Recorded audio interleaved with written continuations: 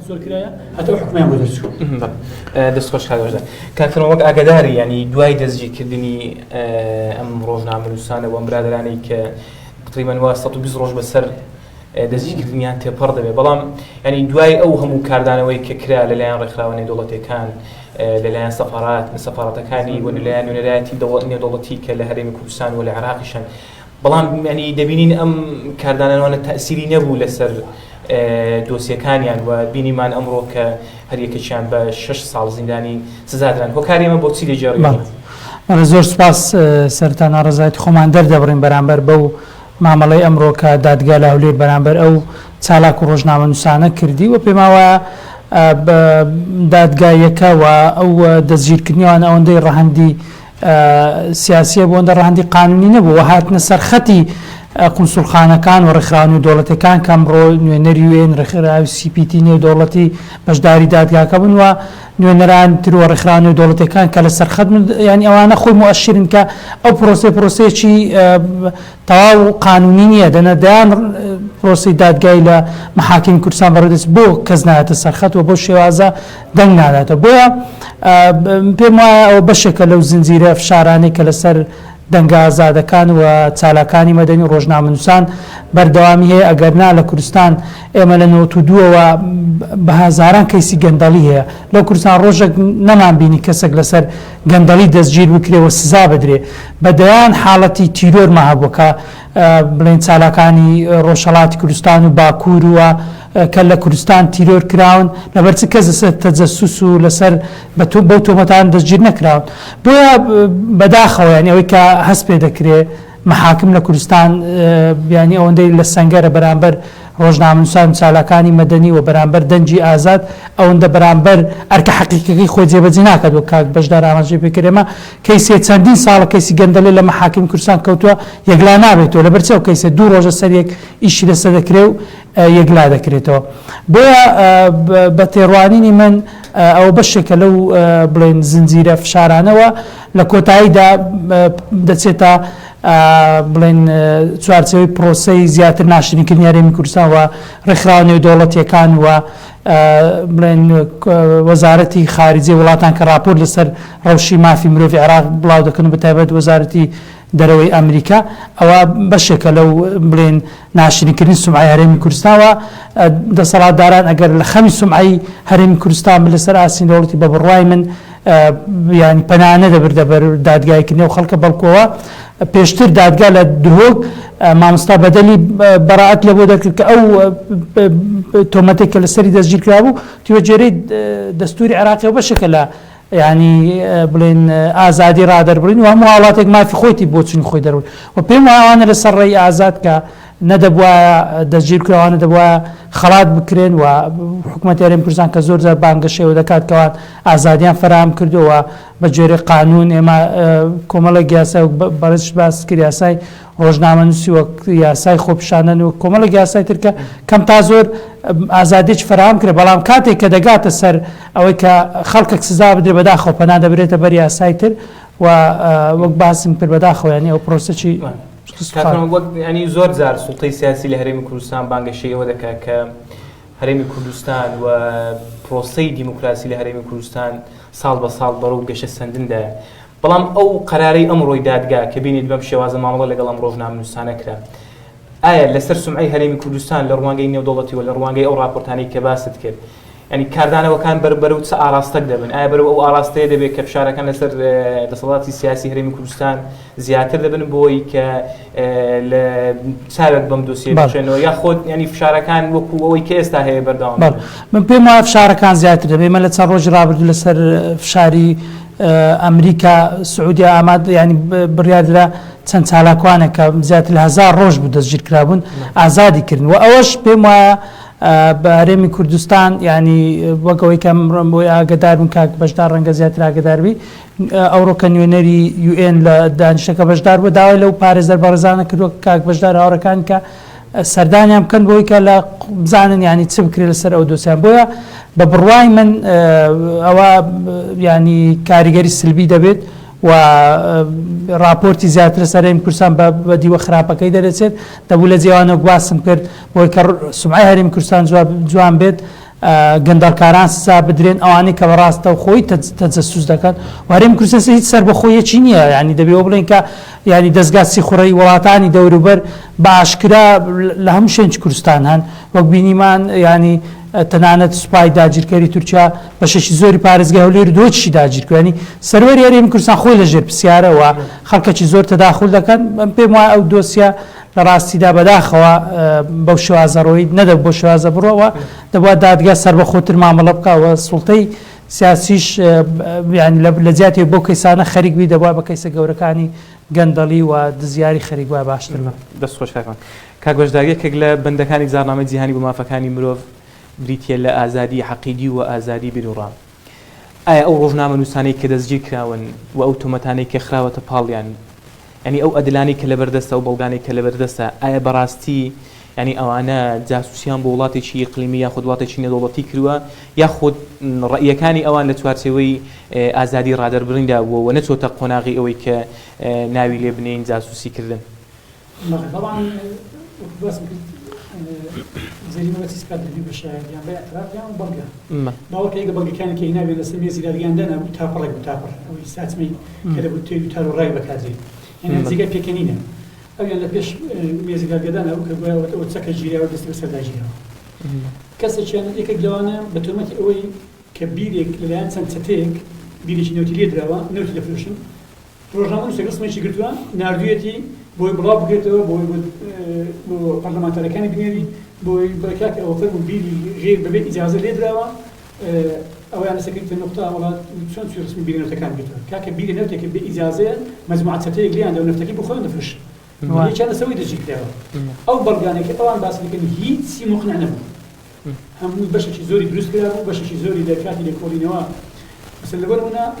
شێروان شێروانی باز دەکەن ئیفادەیان لێوە بێتێ بە زمانی کوردی پاشی 15 ڕۆژ هاتینە وڵات کاکە حاکمی دووە کوردی نازانی دەبی بکەینە عەرەبی ئیفادەکان کردیتەوە عەرەبی لە کاتی وەرجێڕانەکەی پێیان ئیمزا کردیان وتیان کاکە وەرە ئیمزا بکەوە ئیفادەکەی تۆ بێتی کاکە با بخینەوە بزانم خەر ئەم قسانەی کردیتەوە هەمانە قسانەیە کە ئیمزا کردی پاشان پێیان خوێندیتەوە کە خوێندیتەوە گوتی کاکە قسانە ئیمن نییە بەشەشی ئیمنە بەڵام ئەوە زۆریەکە ئیمن نییە مەگوتی نوێنەرەکەی ئاسایش پێی گوتووە ناچێشینی دواتر ئێمە بە مزەکەرێک بەلای حەیەک چیت هەیە دەینێنەوە پێش حاکمی ئیتر کو ناریتیانەوە پێش حاکمی کو مزەکەرێک نووسرا هەر ئەوان نووسراو ئەویان یەک لە خاڵەکەن هەر ئەو بەڵگەی ئەوەیە کە بجدی ینی ئەو بابەتێکە کە هێندەی ڕەهەندی سیاسی هەیە هێندە ڕەهەندی یاسایی نییە 100% لایحەکەی دیفاعی باسمان کرد پارێزەرەکانی تریش ئەوانێکی هاوپێشەوەنێک لەوان لایحە هەبوو ئەوەندێک کەیس سیاسیە 100% سیاسیە نیو ئەوەندە ڕبعی ئەوەندە قانونی نییە کاک فەرمان ئەمڕۆ ڕێکخراوی نێودەوڵەتی ڕۆژنامە نووسانی بێسنوور لە هەمان کاتە ڕێکخراوی کۆمیتەی داپۆچیکردن لە مافی ڕۆژنامە نووسان هەردووچیان بە شێوەی زۆر چڕ لەسەر خەت بوون و لە قۆناغی دووەمی دادگایە کە ڕاستەوخۆ پەیامیان هەبوو و داوای ئازادکردنی ئەم ڕۆژنامە نووسانەیان کرد بەڵام بینیمان کە نە ئازادکران و ئەو سزایی کە بەسەریاندا سەفێنەدا سزایەکی زۆر وە کاک بەشدار دەڵێ ینی سزایەکی زۆر ناهادیلانە بوو هۆکاری ئەمە بۆچی دەجێڕیەوە ینی هۆکاری ئەم بێباچیەی دەسەڵاتی سیاسی لە هەرێمی کوردستان بۆچی دەجێڕیەوە من پێم وایە ینی دەسەڵات لە هەرێمی کوردستان ئەوەندەی تەرکیزی لەسەرەوەیە کە ینی بەداخەوە تەڕاجعات زۆر گەورە هەست پێ دەکەن ینی ئەوەندەی تەرکیزی لەسەرەوەیە کە ینی ڕخنە نەگیرێەوە ئەو خەڵکانێکەوە بەرەو ئەوەی کەم بەتایبەت کە لەو دوایە کێشەی کوردستان زۆر زۆر گەورە لە بواری موچە و لە بواری خزمەت گوزاریەکان کەمە بە خەڵک ئێستاکە لە جاران ناڕەزایەتیە دەنجی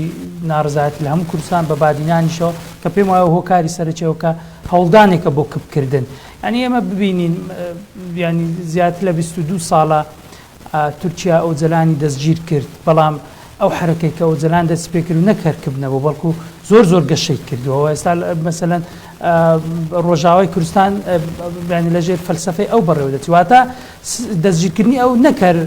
تورکیا لێ سوودمەنە بێجانە زۆری زەرەر لێ ئەمە من دێلامان هەیە لە باشوور ئەفریقا کە دەستگیر کرد دواتر تا 27 ساڵ توانی دەسەڵات لەوێ بگۆڕێت واتە هیچ ینی دەسەڵاتێک سوودی لە دەستگیرکردن و کپکردن نبینەوە بەڵکو دەسەڵاتی ڕاستەقینەوەی کە حکوومەتی بەرپرسیارەوەی کە مامەڵەیەکی دروست دەکات دەنجی ئازاد دەکەوە ڕێگا دەدات و ڕخنە بگیرێت و چالەکانی مەدەنی و ڕێکخراوەکان و بڵێن ڕۆژنامەنووسان وەکو چای خۆی دەبین بۆی کە ئەو ناتەواوەکەوان ئاماژە پێەکەن لە زیاتەوەی کە ڕێگریان لێ بکە بەڵکو دەی پشتگیری شام بکە و پێی خۆش بێت کە ڕخنە دەگیری وەکو مۆدیلەکەم ئەگەر باسەوەکەی کە ئێمە باوەڕمان بە دیموکراتی و باوەڕمان بە سەروەری یاسا و ڕای جیاوازێ دەبوو پێم وایە ئەوانە بیانیوانە پاڵپشن ئەگە حکومەت باوەڕی بە چاکسازی و دژایەتی گەندەڵی هەیە دەنجی ئازاد و ڕۆژنامەوانی ئازاد و ڕێکخراوەکانی کۆمەلگەی مەدەنی نەک هەر ڕێگرنی بەڵکو پشتیوانی سەرەکی و پرۆسەنە بەڵام ئەگەر وەگوتنیەتی حکومەتەکە لەگەڵ پەیامەکەی خۆی ڕازگۆ بووە پێشم وایە ئەگەر ئەوەی کە بەڕێز باست کرد کە ڕێکخراوەکان و UN و تەنانەت سەفارەتی بەشێک وڵاتان ئەگەر ئەوان لە سەرخەت نەبووە بوونایە بە بڕوای من سزایوانە زۆر زیاتر دەبوو یعنی ئەوە یعنی بە فشاری ئەوانەوە کە بەشێک لە سزاکەکە کە سەرڕایەوە ساژی ناعادیلانێ بەڵام کەمتر کرایتەوە و پێم ینی هیوادارم لە قۆناغی دووەم من لەگەڵ دەستخۆشیم لە بۆ کاک بەشدار و هەموو ئاوڕیانی پارێزەری ترکە لەو کەیسانە زۆر ئازانە و دڵسۆزانە دێنە سەرخەت و پشتیوانی خەڵکی مەزلوم دەکەن هیوادارم لە قۆناغی دووەم ینی ئێمە بە فشاری خۆمان و بە توانەکانی ئەوان بتوانین ئەو لە کاتی تەمیزکردنەوە ئەو ینی بڵێن سزا نەهێڵ درێتەوە دەستخۆش کاکمان کاک بەشدار وەک دەزانین ینی هەر قرارە کە لە دادگای جینایەت دەردەچێن ینی حکومەتی بنبڕ وەرناگرێن ینی دواتر دەچێتەوە بۆ تەمیز پێت وایە قراری تەمیز هەمان شتی قراری جینایەت بێ یاخۆت ئەم بەرەو چه ئاراستەیەک دەڕوە ئایا سوکتر دەکرێت یاخۆت سزایەکە لەسەر ئەم برادرانە قوڕستر دەبێت لە داهاتوە زۆر خۆیان و وجدانی خۆیان و تێگەشتی خۆیان لە قسە قەزێکی لەبەر ئەوەش پێنج حاکمیت کە تەماشای ئەو قرارانە قراری ئەوسێ حاکمی قرارێکی دروستە یان هەڵی یاسا یان ئەو حکومەتیان حکومێکی زۆرە یان کەمە ئەو دەستەوانە قراری ئەوان قراری پێکەوە بەڵام لەمێ باسی شکە بکەن ئەوان ئەو مادەیە طبعا بە دەلالەتی مادەکانی لە قانونی عقوباتی عراقی کە قانونی عقوباتی عراقی ژمارە 111 ساڵی 1969 هەموارکراوە بدلالة مادة كانت 38 أو عقوبة أو سزايا نوانيدا مادة 37 دلت يعد فاعلا لجريمة من ارتكبها وحده أو مع غيره أو كسيك تاوانك أنزام ده نقل كسيك برقدو من ساهم في ارتكابها يعني أجر بجداري كذب أنزام داني تاوانك كنت تاوان إلى الآخر يعني هردنقوية سرتها هردنقوية ليه أو مادة أوان دلالتي أو مادة أوان بشتن ببسيا يعني دلت من حرض على ارتكابها فوقعت يعني توانك الريدة أو كسانك خلشان هاندا توانك الريدة يعني الريدة ده يسنبه دير دي مادة سلنو يعد فاعلا للجريمة كل شريك إيكاك الشريك أخوات للجريمة إذا وقع أجر جريمة الريدة بالإسلام ده هم كسانك بجدار وينك جريمة الريدة دي لشوي نشكا ده من أعطى الفاعل برقصين لما دسلوهاش ده من أعطى الفاعل سلاحا أجر بيته أو تسجل بيدرابي نتسكك هاي من يارم يك تافر ايش كابره لمالي خوي هيك وهي علاقي بموضوعي ونين تافر كان السميزي محكمه دانا ابو بخدك زيك تكنينه يعني يونامي وانا مداني اشتبون اما وانا في ما كلشتك ما تي حالي كنت من بابا وانا بلقنينه بس اويك تسكك اوان ده او تسكي راو كرديني تيلو تالو او هم نظن اوراتي ما اشتي زور بابا كابره دصل دبي او تافريه كاغوش دات سن خلك لبرنامج كما ودمت ليك دقدا باسي تندروسي او دەزی کاوانەمان بۆ بکەیت تەندروستیان چۆن بوو هەم لە ڕووی دەرونیەوە ئایا شوێنەواری تعزیب بەدەستیانەوە دیار بوو یاخۆت تعزیبەکان زیاتر تعزیبی نەفسی بوون من پێشتریش کاک فەرمانیش باسم کرد ئەوانە تعزیب بەڵێ ئەندەچیان ئەزیەت لێدانی لێیان درراوە بەشێکیان بە شەرەف و ناموس و عائیلە تێدیکراون وە کاک شێروان لەناو دادگا بەخۆی باسی کرد شێروان شێروانی ئەتوو باشە فەرموو کەسێک تهدید کە بە ناموس و بە عائیلەت ذلك هاتي ذي إنزالك بس بس عائلة مكان بقى أنواع شواز أو أنا تهديد يعني هرشان لك دەست خۆش کاک بەشدار کاک فەرمان لێک دقەدا ئەگەر بزانم کۆتا پەیامی جەنابەت چکە بەرنامەکەمان بەرەو کۆتایی دەچێەوە زۆر سپاس وەڵایی ئەوەیە کە پێم خۆشە لە کۆتایی جەنابەت سەرنجی خۆشت بڵێیت بۆی حەقی جەنابشت نەخۆین بەڵام ینی بەداخەوە دیسان دەڵێمەوە ئەو کەیسە و مامەڵەکردنی دادگالەوە جارشتر دادگای لاری کوردستان خستە ژێر پرسیارەوە و وەک گوتم دەبوو دادگا شەڕاستەقینەکەی خۆی بکات وەکەوەی کاک بەشداریش باسی کرد بە جۆری ئەو یاسای کەوان سزا دراون زۆرینەی هەرە زۆری ینی لە ژێر پرسیارەوە ئەو تۆمەتانە بەسەر ئەوان ساغ نابێتەوە هیوادارین دادگای تەمیز ئەو هەڵەی ڕاست بکاتەوە و نەهێڵێت ئەو سزا بەسەر ئەو بێتاوانانە بەداخەوە کە ئێمە هاوخەمی و پشتیوانی خۆمان بۆ کەس و کارەکانیان دووپات دەکەین و بەڵێن دەدەین کە پێمان بکرێت بۆی کە ئەو بڕیارە نەعادیلانەی ڕاست بکرێتەوە بکەین. زۆر سپاس. بەخۆ یەکێک لە ینی تایبەتمەندەکانی قانون ئەوەیە کە قاعیدێکی هامە، بەڵام بەداخۆ ینی لەم کەیسەدا ئەوەی کە ئێمە ئەوەندەی متابعە دەکەین ئەوەندەی کە ئاگادارین ینی بەجددی ئەم قاعیدەیە قانون وەکو قاعیدێکی هام سەیر نەکرا بەرامبەر ئەم